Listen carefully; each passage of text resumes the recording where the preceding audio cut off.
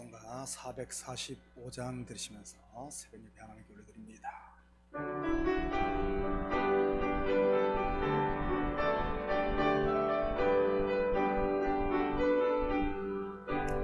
태산을 넘어 험곡에 가도 빛 가운데로 걸어가며 주께서 항상 지키시기로 약속한 말씀 변치 않네.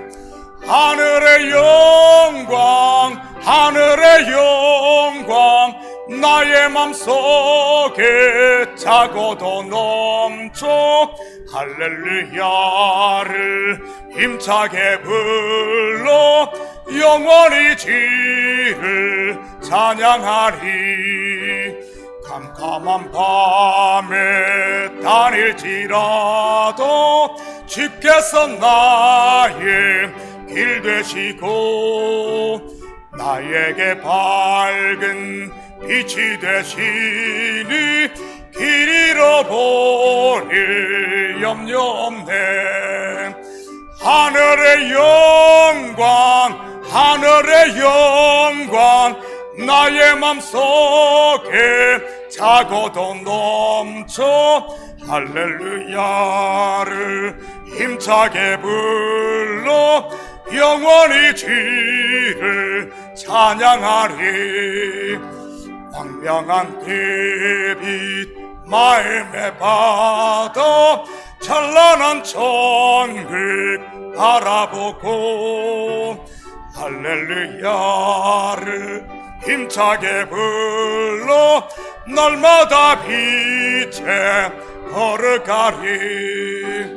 하늘의 영광 하늘의 영광 나의 맘속에 차고도 넘쳐 할렐루야를 힘차게 불러 영원히 주를 찬양하리. 아멘. 찬송 446장입니다.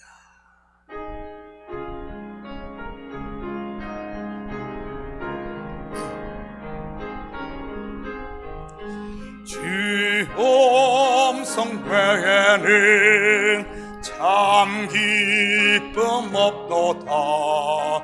날 사랑하신 주 늘 계시옵소서.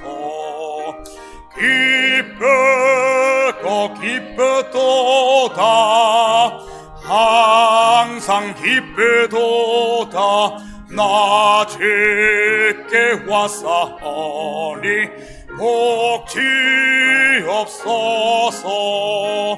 나 주께 왔으니 복 주시옵소서. 주 함께 계시며 근시함이네. 기쁘고 기쁘도다 항상 기쁘도다 나 주께 왔사오니 복 주옵소서. 주 떠나가시면 내 생명 헛되네. 기쁘나 슬플 때 늘 계시옵소서. 기쁘고 기쁘도다 항상 기쁘도다 나 주께 왔사오니 복 주옵소서. 그 귀한 은약을 이루어 주시고 주 명령 따를 때 늘 계시옵소서. 기쁘고 기쁘도다 항상 기쁘도다 나 주께 왔사오니 복 주옵소서.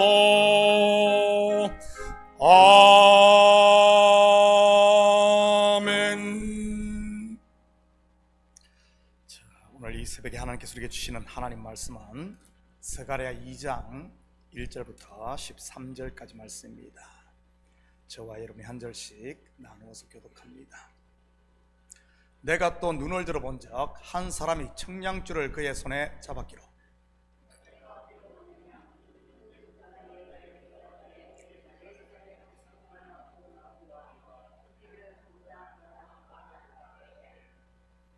내게 말하는 천사가 나가고 다른 천사가 나와서 그를 맞으며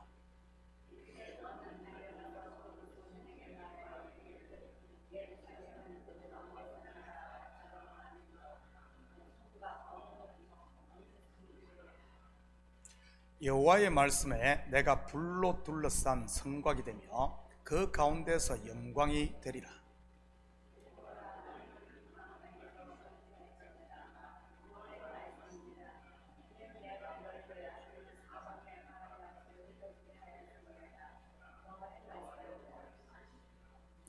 바벨론 성에 거주하는 시온아, 이제는 넌 피할지니라.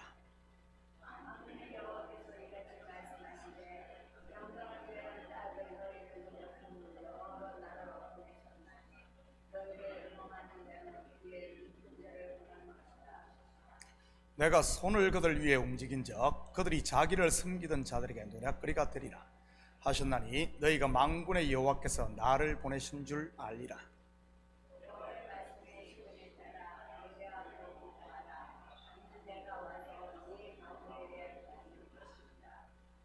그 날에 많은 나라가 여호와께 속하여 내 백성이 될 것이요 나는 내 가운데에 머물리라. 내가 만군의 여호와께서 나를 내게 보내신 줄 알리라.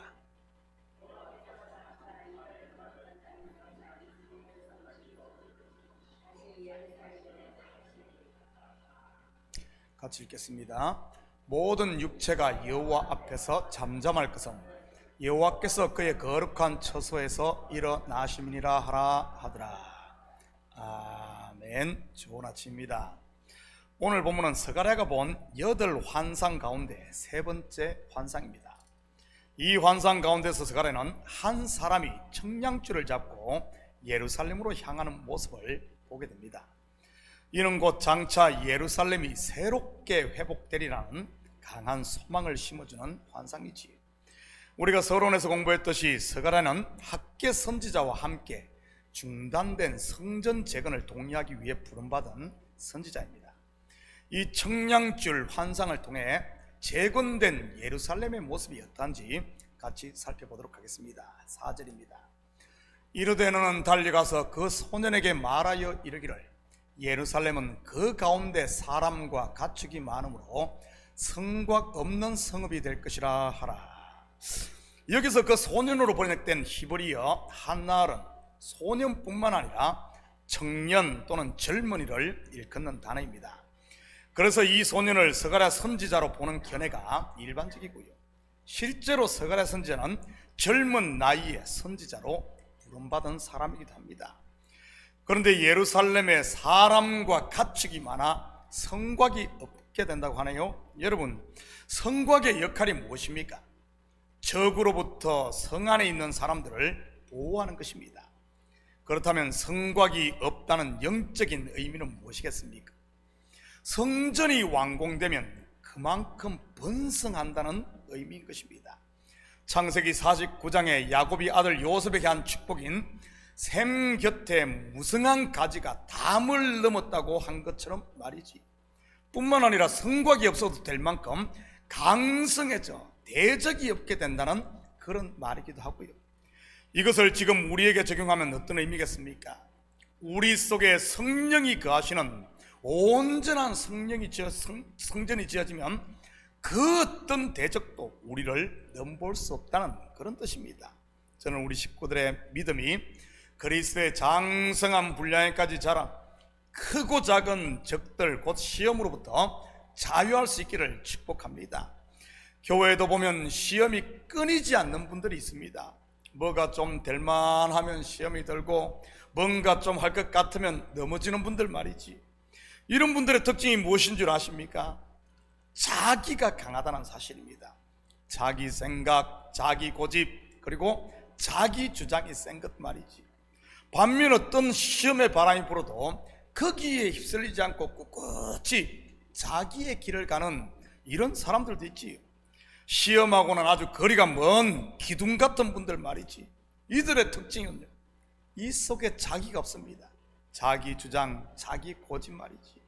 이들의 입에는 예만 있는 것을 보게 됩니다. 왜 그런 줄 아십니까? 바로 그가 그리스도 안에, 그리스도가 내 안에 있기 때문에 그렇습니다. 고린도서 1장 18절에서 20절입니다. 하나님은 미쁘시니라. 우리가 너희에게 한 말은 예하고 아니라 함이 없노라. 우리 곧 나와 실로아노와 디모데로 말미암아 너희 가운데 전파된 하나님의 아들 예수 그리스도는 예하고 아니라 함이 되지 아니하셨으니 그에게는 예만 되었느니라.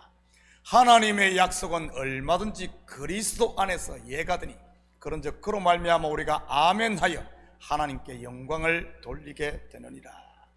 저는 우리 식구들이 그리스도 안에 거하심으로 내 속에 성전이 견고하게 세워짐으로 아멘의 삶을 살 수 있기를 축복합니다. 다르게 말하면 오직 순종의 삶 말이지. 이런 성도들에게 주어지는 복이 무엇이겠습니까? 5절입니다. 여호와의 말씀에 내가 불로 둘러싼 성곽이 되며 그 가운데에 영광이 되리라.